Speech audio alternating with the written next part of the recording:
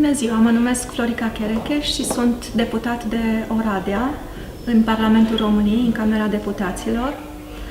Sunt mama a 4 copii și bunica a 3 copilași.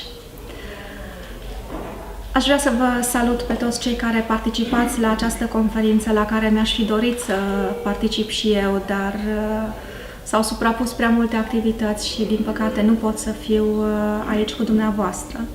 Însă aș vrea să vă spun câteva lucruri despre faptul că sunt un promotor al valorilor familiei, un apărător al vieții și al dreptului copilului nenăscut la viață, ceea ce și această conferință, din câte am înțeles, promovează. Am citit un raport al Institutului pentru Politici Publice din 2012, intitulat Fenomenul întreruperilor sarcinilor nedorite, și am constatat că în fiecare zi, în România, între 350 și 400 de femei trec prin procedura avortului, că deținem un loc fruntaș în Europa, și anume numărul 4 în Uniunea Europeană, în ceea ce privește numărul întreruperilor de sarcine. Și deși suntem într-o societate a cunoașterii și zicem că deja oamenii au aceste cunoștințe, acest raport ne spune că 49% din femeile de vârstă fertilă nu au beneficiat de educație sexuală niciodată în viața lor. Și ca atare, foarte multe recurg la avort pentru că nu știu altceva. Ori această conferință și foarte multe alte activități ar trebui să educe, să consilieze femeile, să înțeleagă că avortul nu este o metodă de contracepție, să înțeleagă că dacă nu-și doresc o sarcină, există moduri în care ea poate să fie evitată și să înțeleagă că există alternative la avort. Există case maternale care sunt înființate de către ONG-uri, de biserici. Există posibilitatea de a-ți da copilul în plasament, în regim de urgență, de a-l da spre adopție. Eu cred că este foarte important, fiecare acolo unde suntem, noi ca politicieni, profesorii, biserica, ONG-urile, școala, să informăm, să educăm tinerele, pentru că ceea ce mă îngrijorează este numărul tot mai mare de fete tinere care recurg la avort. Foarte multe își încep activitatea sexuală la o vârstă foarte fragedă, astfel încât numărul de avorturi în categoria de sub 15 ani a crescut în mod îngrijorător. De asemenea, între 15 și 19 ani. Și iarăși o altă constatare a acestui raport este faptul că 75%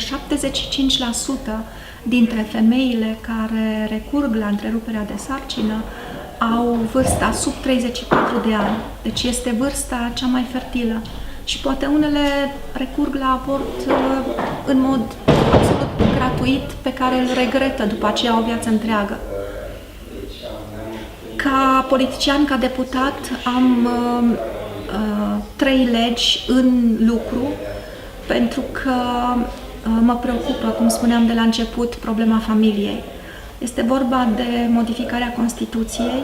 Am redepus un amendament la articolul 48 din Constituție pentru a defini familia ca fiind căsătoria dintre un bărbat și o femeie. Apoi, în cursul lunii martie, am depus o inițiativă legislativă de modificare a legii adopției, în așa fel încât copiii să ajungă într-o familie iubitoare cât mai curând, iar familiile, chiar și cele de români din străinătate, să poată să adopte cât mai repede și să aibă acces la toți copiii care sunt în sistem, nu doar la cei care n-au fost adoptați timp de 2 ani de familiile de români din țară. Și mai am în vedere o inițiativă de consiliere înainte de avort. Este foarte important ca femeii să-i se spună înainte de avort care sunt consecințele avortului, atât cele fizice cât și cele psihice, să știe că există alternative la avort, să nu ia decizia sub imperiul unei presiuni pe care alții din afară o pun asupra ei și să poată să fie consiliată de cineva care este neutru, care nu este atașat emoțional de femeia respectivă.